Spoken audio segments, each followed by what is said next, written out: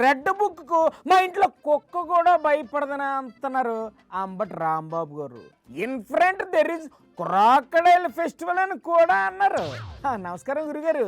ఓ వైపు పవన్ కళ్యాణ్ గారు దడదడలు ఆడించేస్తున్నారు, చూసారా మీరు? ఆయన ఏం మాట్లాడుతున్నాడో ఆయనకి అర్థం కాదు. అంత అర్థం కాకుండా ఏం మాట్లాడారు సార్ ఆయన? చాలా చాలా పిచ్చి పిచ్చి మాటలు మాట్లాడు. ఏటా పిచ్చి మాటలు? అరచేతిలో రేఖలు చెరిపేస్తాడంట, నలగొట్టేస్తాడంట, అమ్మో రౌడీజం చేస్తే తొక్కేస్తాడంట.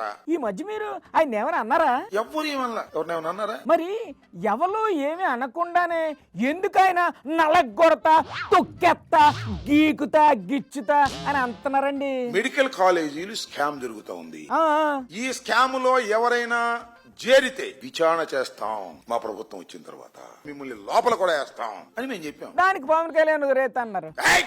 మమ్మల్ని లోపలేస్తారా? మీ సంగతి తెలుస్తాం. ఎందుకంత భయం? ఆయన డిక్షనరీలో భయం అన్న పదమే లేదు, తెలుసా మీకు? రోమాలు తీస్తాం, అరిచేతుల్లో గీతలు చెరిపేస్తాం. ఈ రోమాలు తీయడం ఏంటి సార్? ఇంతకుముందు ఎప్పుడు వినలేదండి ఈ డెవిలాగ్. ఒక ఆయన మా నాన్న రోమలు పెడితే ఏం పీకారు అంటాడు. అవును సార్, ఇందాకే అన్నారు లోకేష్ బాబు. నువ్వేమో అధికారంలోకి వచ్చినప్పుడు మీరేం పీకారు, ఇప్పుడు ఏం పీకుతారు అంటారు. పీకు లాంగ్వేజ్ ఏంటి నాకు అర్థం కాలేదు. మాకు అర్థం కావట్లేదు సార్. నువ్వు మాత్రం బాగా పీకేస్తున్నావులే.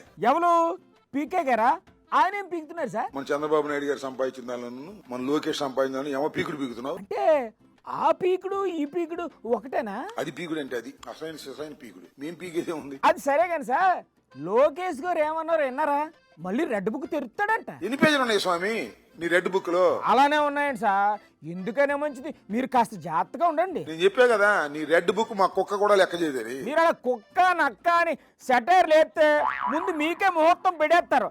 పిల్లకాకి లోకేష్ ఏం తెలిసింది? ఉండేది దెబ్బ. అంటే ఏం చేస్తారు? ముందుంది ముసళ్ళ పండుగ.